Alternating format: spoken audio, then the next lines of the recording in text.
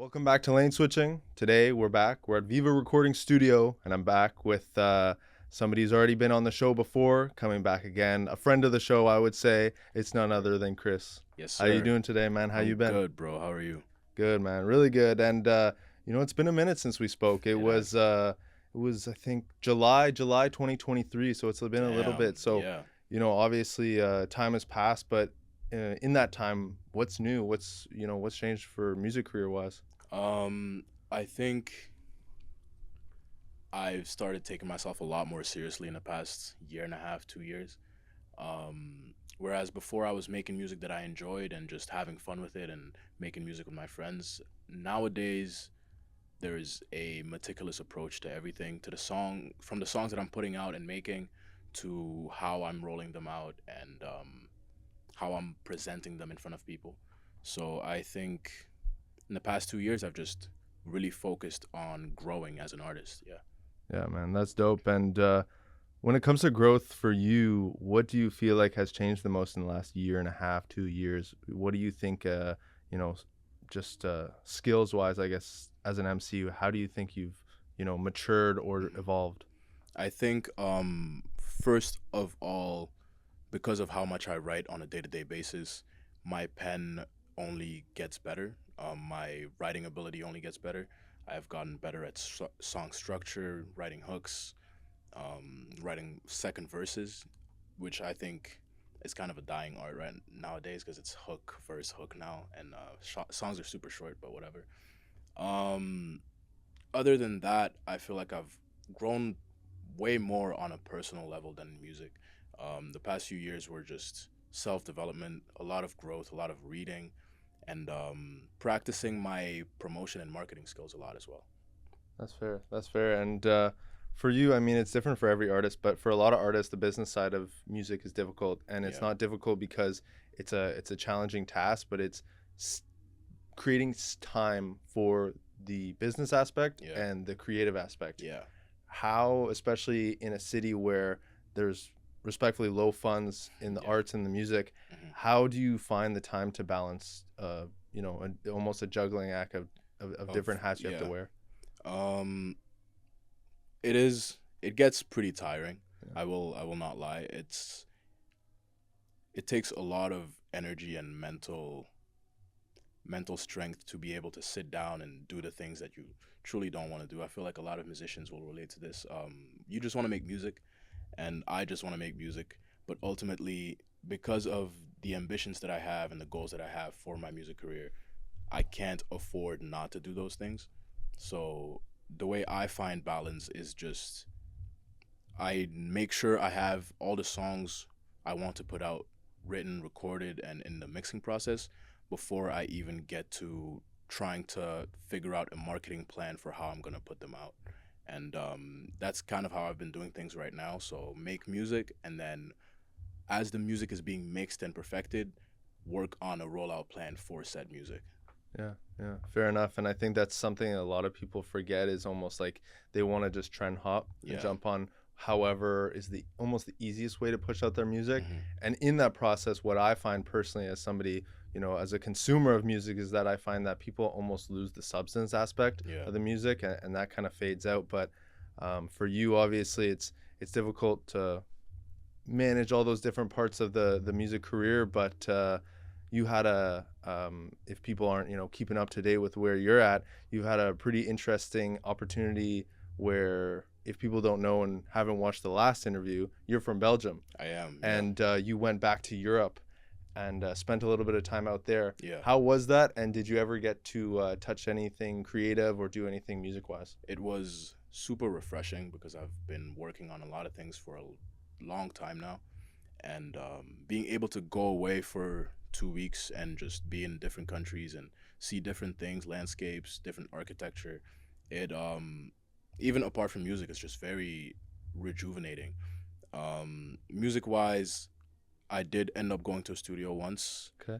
The 2 weeks that I was there, it was more so a family session because I have a lot of cousins and a lot of family over there in Europe that also are musicians or also touch base on music. Yeah. And we all just kind of went to a studio together and discovered about each other's talents, but it wasn't super deep or nothing super serious.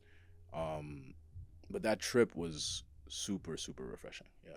For sure, for sure. And when it comes to, creating music, um, a lot of people, you look at the YBN crew, they met all over Call of Duty Yeah. or online. Like Corday obviously met differently than Jay and Yeah. Amir, and a lot of people through friendship will develop music. Hmm. How is that working with family on music? It What was is that experience like? it was nothing like anything I'd ever experienced before, to be honest, Yeah, because I do have my own label. I have the SNR Collective, and working with them is very different from what I experienced working with my family, just because there is we've been working together for a long time, and there's just a certain formula or certain flow that goes when we work together. And then being in Europe and being in a studio in a city where I haven't been in a really long time with people that I hadn't seen in a really long time, it was almost challenging because I want to put my best foot forward and flex and rap my ass off, but also these are my little cousins. Some of them are just starting out, yeah, some yeah. of them need like advice, and I ended up just playing kind of the role of middleman, like trying my best to put out good content, but also trying to guide my little cousins who are getting started and be like, okay, well, where do you want to go with this?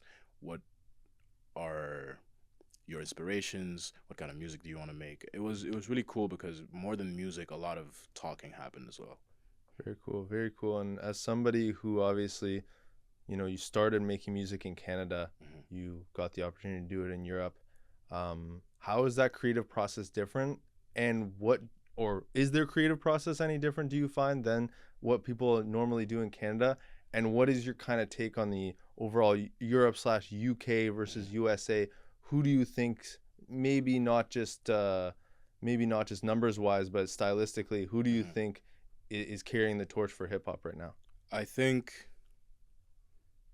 hmm, I think Europe has a very strong hip hop base, and the thing I like about Europe is that they don't per se care what the states has going on, whereas here in Canada we're kind of adjacent to them, where everything that pops over there we try to replicate it over here or try to hop on that.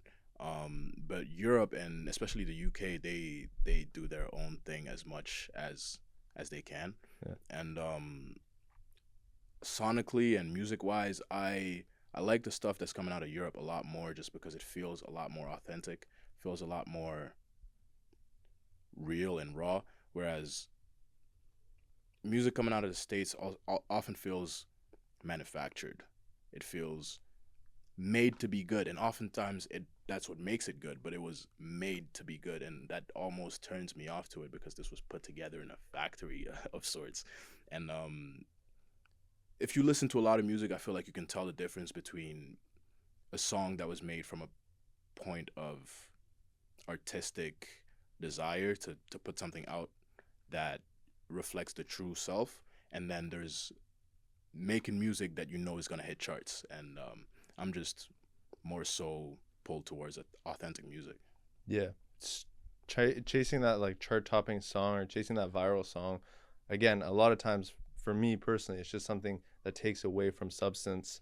Hmm. Speaking about just kind of briefly, some of your favorite artists coming out of Europe. Who is some artist you're listening to from, whether it's Belgium Hmm. or the UK or France potentially? Yeah, I'm really into French rap right now, Okay, and cool. my upcoming mixtape has a lot of French rap on it as well.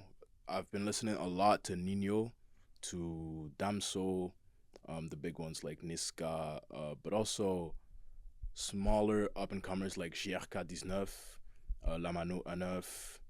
Out of the UK, I listen to a lot of M Huncho. Central C's about to drop an album that I'm pretty excited for. Yeah. I liked Dave. Dave's like deeper psychodrama stuff was really touching to me. Um, yeah, anything that feels authentic and anything that feels real. Yeah, yeah, for sure. And you spoke, kind of said it briefly, but a mixtape on the way. Yes, You sir. have a mixtape on the way. Um, what is the name? Do you have a name for that mixtape? Yes, sir. It's called Hostile Takeover, and Okay, okay. 8 songs on it, of which 4 are in English and 4 are in French. So I'm kind of dividing my languages in two, and I'm excited for it. I'm super excited because the premise is kind of that I've been studying the game and I've been practicing my pen and my music. And now I feel like it's time for my first real attempt of getting my foot in the door and trying to shake things up in the game and in the industry. Yeah, very cool. And obviously, you know, in Ottawa, it's not always easy to get your music out there, and it's not Yeah. always easy to get playlists or a platform and all that kind of stuff Hmm. because of potentially the lack of connections or whatever else the case may be. What makes this project unique, and what, you know, why should the audience go listen to it? Why should they go tune in? If you are into music of all sorts, rap obviously, but also just rap subgenres, a lot of different rap subgenres, I think you are going to love the mixtape because it has a lot of different sounds and a lot of versatility and a lot of melodies as well as bars and deep lyrics. But what makes this project different for me is that I actually took the time to budget everything from music videos to which promotion platforms I'm gonna hit up to um, a potential press run, like doing interviews like this one. Yeah, yeah. Um, so this is the first time that I've actually taken the time to think if I were a label executive or an A&R and I had set budget and I had to make me blow up, how would I go about it? And then I took a few weeks to draw up a plan, a business plan, and budget everything. So this is the first time that I feel like I'm taking it real serious. This is no more child's play. Yeah. Yeah, yep. And do we have a release date? Yes, sir. We are looking at February 10th, so that's in 3 weeks. Okay, okay, very cool. So stay tuned. I assume this interview will be out by then, but February 10th, Hostile Absolutely. Takeover on the way, on Yes, the way. sir. Yes, sir. As well, you mentioned, and we obviously talked about it in your last interview, but you're a part of the SNR Collective, Yes, sir. hip hop group, music group out in Ottawa. Um, what's new? What's new since we last spoken? Can you give a bit of update on the collective, and what should we be looking out for besides obviously the album this year in 2025? Last year with the collective, we dropped a collective album, and it went under the radar because we didn't do what I'm doing now. We didn't take the time to think about budgeting and how we were gonna roll everything out. But if you haven't heard it, New Attraction by SNR Collective, I think it's one of the best works to come out of the city in the past few years. Um, and for this year, we are looking to only grow and to level up as individuals, but also as a group.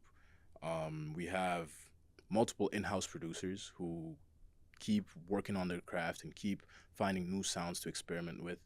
I engineer myself, but I have my boy Z Thang who does most of the engineering for me. And because we work together so often on so many different songs that probably will never see the light of day, his engineering only gets better. He only gets better at making songs sound crisp and making them come out the way I want them to sound. So I appreciate him for that a lot. Um, we also have Bellevue. I'm wearing a Bellevue hoodie right now. That's my boy AP. He's also on the collective, and he has a lot of stuff in the works coming. This tracksuit is coming up on February 8th. After that, we might have some caps and a lot of different things going on. And then as for me, I'm the one that releases the most music and I'm the one that puts my face out there the most, but there is so many people behind me and that support me, that make my covers for me, that help me shoot content, all that stuff. And the SNR Collective means the absolute world to me. For sure, for sure. And for you, obviously, it's different for everyone. Some people have a team, some people don't. Do you think if you didn't have that support, that you would maybe have as much success or be as confident as you are in your music? And do you feel like you maybe just wouldn't still be in doing this music stuff if it wasn't for them? I definitely don't think I would still be as adamant, I would say, Mm, for music as I am now because of them. I feel like musicians will relate to this. It comes and goes. Some months you don't feel it. Some, especially if you've been working for a while to try to achieve said numbers, or you set a goal for yourself music wise or career wise, and you don't seem to be hitting that, it can get very discouraging. And I got very lucky to have a group of people around me that understand that it's not going to work out right away. And we encourage each other all the time. Sometimes my producers want to quit, and I'm like, "Hey, man, I need beats." and then and then sometimes I'm gonna quit, but they need someone to rap over the beats. So Yeah. we kind of just keep each other in check, and we support each other, and we make sure that when it gets hard, we have each other's backs. And I say this actually pretty often. I shot a music video recently, and it wouldn't have been able to come together if it wasn't for the SNR Collective. And a lot of things I do, a lot of things I put out would not look as clean or look as proper if it wasn't for the collective. Yeah, man. I mean that is so important to have that support system, obviously, and not only you probably have a little bit of a feeling of that you have to show up and show out for Yeah. the collective. Yeah. Do you feel that same responsibility when it comes to representing where you're from, whether it is from back home in Belgium, whether it is from your hometown now and here in Ottawa, potentially the part of the city you're from? Yeah. Do you find you have a responsibility? I You know? wouldn't I wouldn't say a responsibility per se, but as someone who grew up listening to a lot of rap and a lot of hip hop, and especially like gangster rap and stuff, and trap music, it's just something that happens a lot representing where you're from. And I am also someone that cares a lot about a lot of things. My hometown and where I'm from and where my people are from being one of those things. I'm not the type per se to go out on every single song and say that I'm from the east side of Ottawa, but that is where I'm from. And every once in a while, it feels good to be able to come out and say it. Um, just because it is also still a part of rap culture to be able to stand your ground where you're from. And yeah, it's something that I want to be able to keep doing as my music progresses, because once we go big, then I have a place that I can call home, and when I can come back to, that I can come back to and say, hey, this is what I did for us. And that's something that I look forward to for sure. For sure, for sure. And just speaking a bit about it on the East End hip hop Hmm. in Ottawa, is that something for you where do you feel, I should say, there's a sense of community, or do you find that you're kind of like you're putting on for this part of the city, but you are kind of on your own? Um, yeah, I that's a really good way to put it, because I feel like there's small communities all across the city. I feel like the South has their communities, the West has their communities. In the East, it feels a lot more solo dolo for everyone. We have the EPK boys, which I love them, and they are doing great work. And but community wise, I think that's the only group of people we have in the East that actually often work together. The rest of the East Side artists are more so doing their own thing, and it's not per se something that I hate or love. Like I love my space and I love doing my own thing, but definitely am looking forward to working with East Side artists, but also just Ottawa artists in general. Yeah. For sure. And do you ever see yourself collabing outside of the city? Oh And yeah, definitely for sure. I have I have a lot of projects and a lot of connections in a lot of different places, and I think it would be a shame not to utilize those. yeah, yeah, most definitely. And do you find your music? Do you find, obviously, now as people through this interview get Mm. a little bit more of a backstory to you, and obviously your initial interview we had, and through all your music, do you find that your music directly reflects your life, or do you find that you have to a certain degree, exaggerate, maybe, Mhm. or just embellish a little bit, um, parts of it to kind of not to glamorize it, but just to make it more interesting? Or Mhm. do you feel like it's pretty raw? I That's a really good question actually. I'm someone that digs authenticity a lot. I try to stay as true to myself as I possibly can. I always try, that's the advice I try to give to people as well. But when it comes to rap music and the hip hop game, it's oftentimes people won't look at you unless you look the part. And that's something that I'm realizing recently as well. And I'm not the type to embellish or use hyperboles a lot in my music. I try to keep it strictly my life or the life of the lives of the people around me that I've seen. Um, so I try not to do too much when it comes to flexing on stuff and whatever, because Yeah. I don't want to get caught saying some stuff that's just not true. But that being said, recently I've been spending more on my appearance and swag and just stuff like that, because I feel like I said, you have to look the part. You have to people have a certain image of a rapper when they picture one. So it it's just very easy to gain traction and get an audience if you feed them what they're kind of already looking for in a way. For sure. One thing I would have to say about image is that for me, what I've noticed in hip hop as of late, Mm. as of probably the last 5, maybe even 10 years, if you really want to stretch it, is that, and I feel like a big influence is the South. Is the Mm. South? They like, they like the jewelry, they They like do. the designer, they like all that kind of stuff. Yeah. But initial hip hop, especially if you look at the '90s, Wu Tang, they never really Yeah, that had is that. true. Not until That they is popped true. off. Do you find even before you make it in hip hop, you already have to have that image of Mm. a rapper with the chains on, with Yeah. the designer on, with this, that, and the third? Um Nowadays it's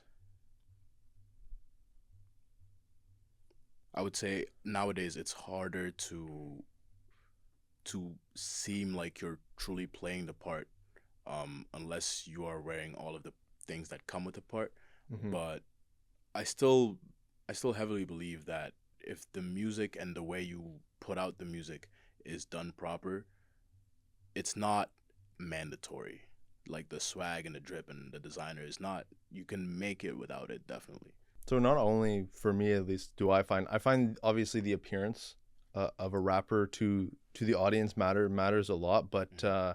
for a lot of people nowadays and what you're seeing, I find through social media is a lot of people are relating to artists through very personal content, Yeah. through stuff that's very much like you get to know or you feel like you get to know their personality. Hmm. Do you find for rappers that maybe don't have the most unique or the most interesting, I guess you could say, come up story, do you find that they almost have a ceiling in Hmm. comparison to somebody who has a, you know, something like a 50 Cent come up Right. or something like a Young Thug or someone Hmm. like that?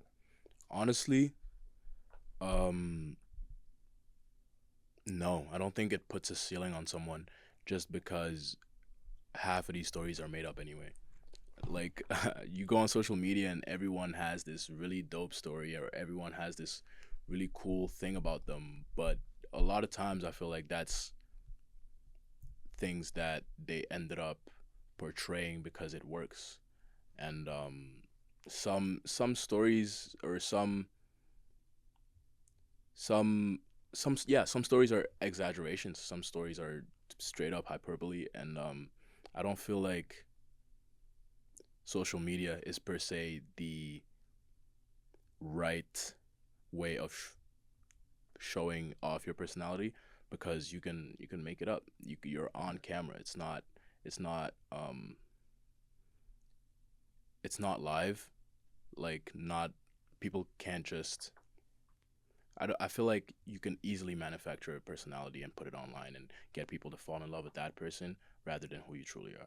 And it's not super hard to do if you know how to make content. For sure, for sure. I find for authenticity wise, though, do you find that almost as somebody gets more popular, Mhm. then their skeletons kind of come out and Yeah. they can't really keep that image up anymore because obviously to make it is difficult, but to stay at the top Yeah. is even tougher. Obviously, Hmm. you know, tons of people have said that before, but um, is it something where do you find do you find that they will have a very short career if you fake it, Hmm. or are there people by the time you almost look at someone like Gunna where you know he rode the coattail Thug until his Yeah. music got popping enough that like obviously he didn't stay down for Thug when Hmm. it mattered most, and Yeah. now an audience doesn't matter. Is that almost more of a Western USA Mm. hip hop idea to have this gangster persona or this image that is purely authentic, or do Mm. you find that overseas they care just as much about it? Um, I would say that it's kind of everywhere. Because trap shit happens everywhere. Yeah. Rap shit happens everywhere, and people get used to seeing a rapper or as a certain thing, as a certain image. Um, but I feel like it really just depends on you as an artist and the team you have around you, because once, like you said, once you make it, now you have to try to maintain it. And if you have a team around you that knows, one, to hide the skeletons, and to like to maintain the image that has gotten you where you are, I feel like you could still ride it out being fake for a really long time, because you you have the right people pushing the right things out. Yeah. But Yeah.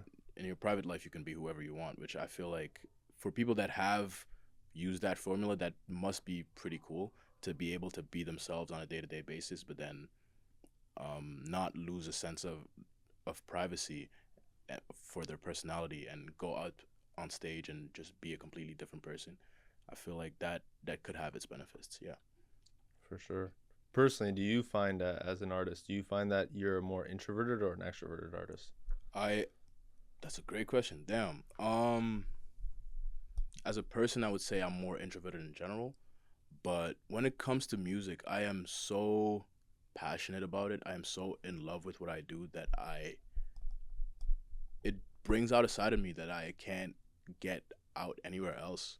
I'm a lot more confident when I'm in the studio, just because I'm in the studio and I know what I do there.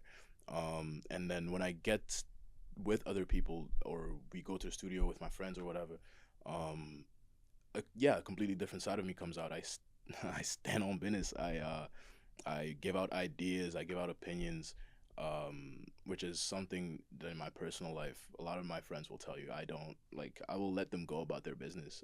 I'm not the type to put my input in things too much.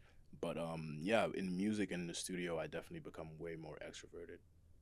For sure. And is that something where you find it's the creativity of it that kind of fuels that energy, or is it just um, I don't know. Yeah, Yeah, is it just the creative fuel?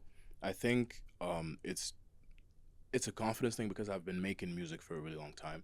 Even before I started writing rap songs, I played so many instruments. I played piano, I played the drums a bit, I played saxophone, I played the violin. Music has been something that I've always done and always loved. And once I started songwriting, um, I'm someone that prides himself a lot on my writing ability, and I write almost every day, and I know how good of a writer I am, and that bolsters my confidence, especially when I walk into a studio. I know, like I said, I know what I do. I know what I'm good at. Um, I think it comes more so from all the time that I've put into music than just the creativity, because creating is fun. Creating is fun, but it's sometimes you create something and it ends up being shit. So Yeah, yeah, it's just being able to be confident enough to know that, hey, shit creations doesn't mean I'm a shit creator. You know, it's I can't always put out like 100% perfect songs. Like, that's not gonna happen. I can't I can't only create the best. So then knowing that also puts me at ease a little bit, because when you put out something that's a little bit weaker, you don't feel like that affects your entire personality or your entire brand, because I like again, I know what I'm good at. I know what I do, and pushing out or making a mid song in the studio doesn't make me feel worse about myself. So it's way more about how many hours I've put into this than the creativity part of things. yeah. I mean, some people say it's 10,000 hours until you master Yeah, something, yeah, and that comes obviously with time. And with that being said, we have a lot of time this year, a lot of time ahead, yeah. and obviously you got Hostile Takeover February 10th coming out. Yes, sir. Besides that, what do you have planned for 2025? Hostile Takeover is actually a double-sided tape, Okay. and on February 10th, I'm dropping Volume One, which is gonna have 8 songs on it. Later on down this year, hopefully before the summer, I will release Volume Two. I am also trying to get a lot more performances in this year. So whether it's running my own show or trying to get myself to open for some people, that's something that I'm trying to look into this year. The SNR Collective, hopefully I can get everybody together on one page and try to drop another project, and then roll this one out properly, unlike the last one. Um, and other than that, other than music, I really want to travel again this year. I hadn't traveled in a really long time until last summer, and being out there in Belgium and Netherlands um, made me realize that I love traveling and I want to get out there and experience different cultures and experience different music and see how people live and do things elsewhere. So that's what I got in mind for this Yeah, year. man. I mean, that sounds like a great plan for 2025. And for obviously people who haven't seen you on the page before or haven't checked out the last interview, Yeah. where can they find you on social media? You can find me at CHRS Music everywhere. You pronounce it just Chris, but it's spelled CHRS. I'm CHRS on Spotify, on Apple Music, on YouTube, and you can find me. You can find me anywhere, to be honest. And I'm gonna be pushing out a lot more content, a lot more videos, a lot more behind the scenes stuff. Um, I'm truly here to take over. That's what it is. For sure, man. Again, thank you very much for Thank you doing for this. having me, David. Of course, man. Thank you for sitting down, bro. It's always good chatting, and is. I'm looking forward to Hostile Takeover and what you got Appreciate you, next, man. man. Thank you. Hell yeah, brother. So that was the Chris interview. Yes, sir. That's my guy, Chris. Blase. Let's go. Peace, y'all.